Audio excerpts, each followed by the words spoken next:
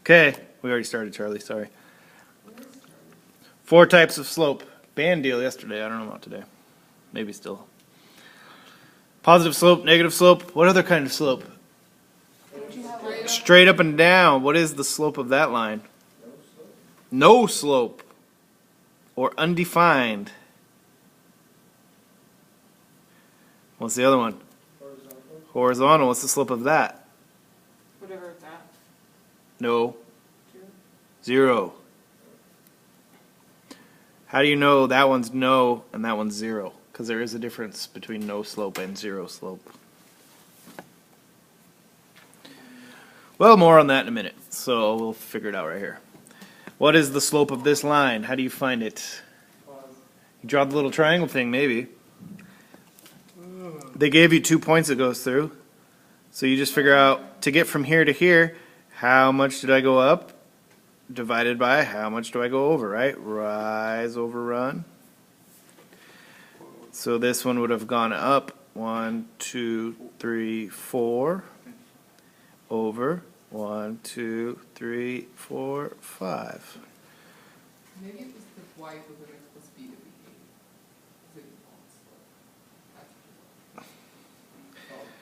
we gave. So that's it.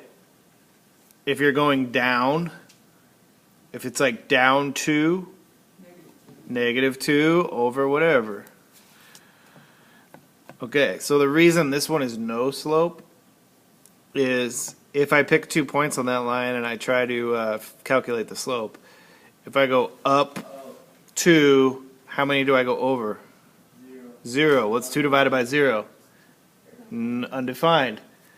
This one, if I try to find the slope, I go up 0 to the right, whatever, 2. 0 divided by 2 is 0.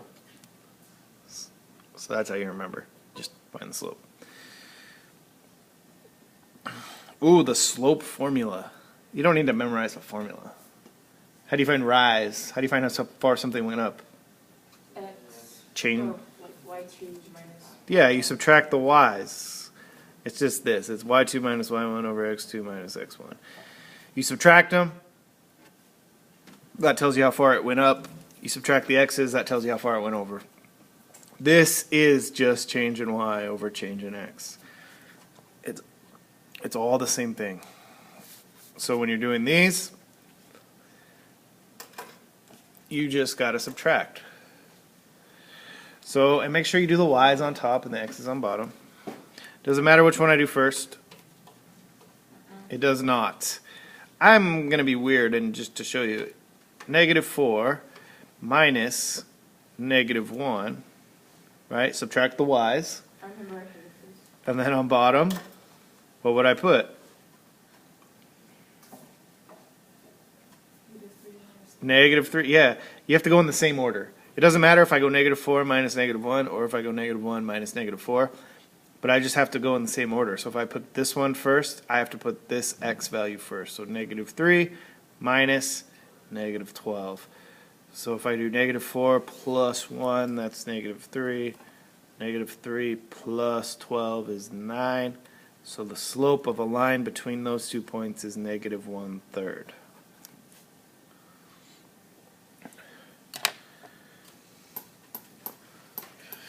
Remember that? This is old school, huh? Like, yeah. So you can do those. What's next here? Let's see. Ooh, there's a lot of stuff going on today. Oh, hey, slope-intercept form. We just talked about that. Good old y equals mx plus b. You know what standard form is? That's the least talked about one. It's ax plus by equals c. Oops, sorry. Slope-intercept form makes sense because that's the slope and that's the y-intercept. In standard form, a, b, and c mean nothing about anything. They're just numbers. And they have to be positive. Oh, actually, I should use math words. A, B, and C have to be integers. A has to be a whole number.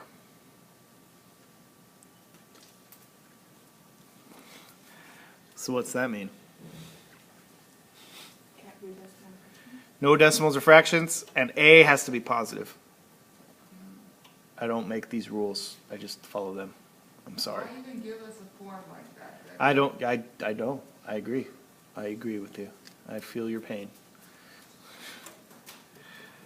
You can do 32 and 33. Those are pretty simple. You know how to get it from standard. These are in standard form. Notice how the x is always positive and there's no fractions. Do you know how to switch it to slope-intercept form?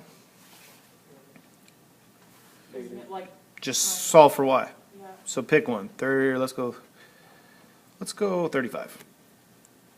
If I solve for y, just subtract 4x from both sides. So I got 10y equals negative 4x minus 10. Divide by 10.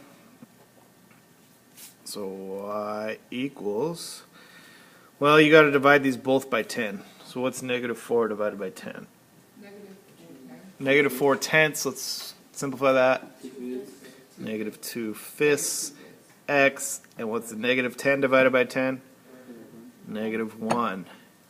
Therefore, your slope is negative 2 fifths, and your y-intercept is negative 1.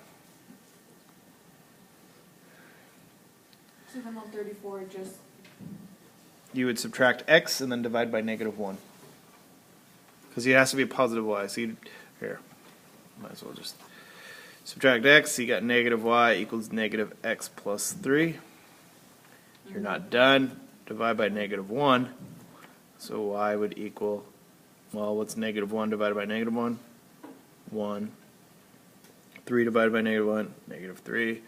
So your slope is 1, and your y-intercept is negative 3.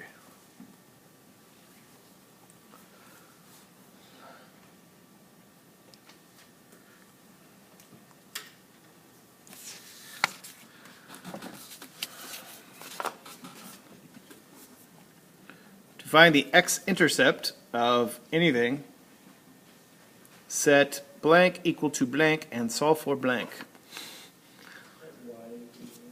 Yeah, to solve the x-intercept. Does that make sense? Like, do you picture that in your head? I picture it in my head, and I'm like,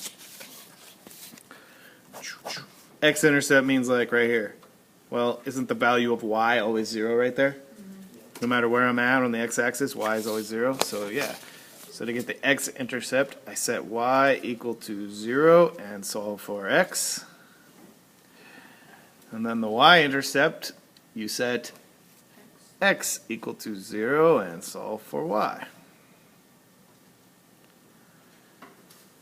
Need an example, or can you handle it? Handle it? Everyone else is quiet. Can you handle it, Gabriel? You can say no. Show us one. I won't be mad. Okay. Ooh, graphing. We did this in September. Do you remember? yeah, and I want to guess. Jeez. All right. I hate graphing, I'm sorry. Negative 3 over, Well, I'm not going to do 42 because obviously that one's easy. So how about like 46 or 7? Pick one. 46. 46. How do you graph that? First you gotta turn it into y equals mx. Get y equals mx plus b form. So add 10x, 0. So I got 8y equals 10x minus 8. Then divide by 8. So y equals, what's 10 divided by 8? 5 5/4. 4. 5/4 x. What's negative 8 divided by 8? Minus 1. So when you graph, where do you start? Negative 1. Negative 1 on the y-axis. There's negative 1. Boom. Put a dot. And then from there, you use your slope to generate more points, right? So rise over run, just go up 5, right 4. If it's negative, go down. Simple as that. Up 1, 2, 3, 4, 5, right 1, 2, 3, 4. Do it a couple times. Oh, won't fit. I go backwards, so I can go down 5, 3, 1, 2, 3, 4, 5. Back 1, 2, 3, 4. It should line up. It does. Whoa, that was ugly.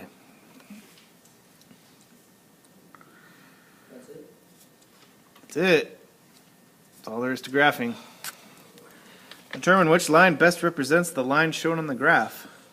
How are you going to do that? It's multiple. Pick 2 points that actually touch the, You could like, a whole number. you could do that. You could pick points and plug them in. I wouldn't do it that way. What would you do? I would check slope. Well, yeah, but that's what, I don't plug them up, I meant like find, and then you can figure out what your rise over run is, Oh, okay. which is easier with whole numbers. So that's up 1, right 4. So I know my slope would need to be 1/4, and my y-intercept is -1, 2, 3. So then over here, I'm like, well, which one will give me a slope of 1/4? So you have to kind of solve for y.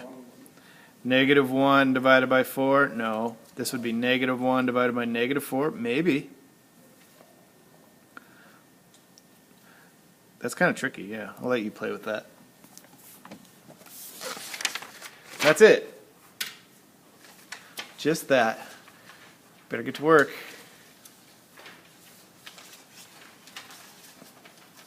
Charlie have this packet? Charlie does have this packet, yes.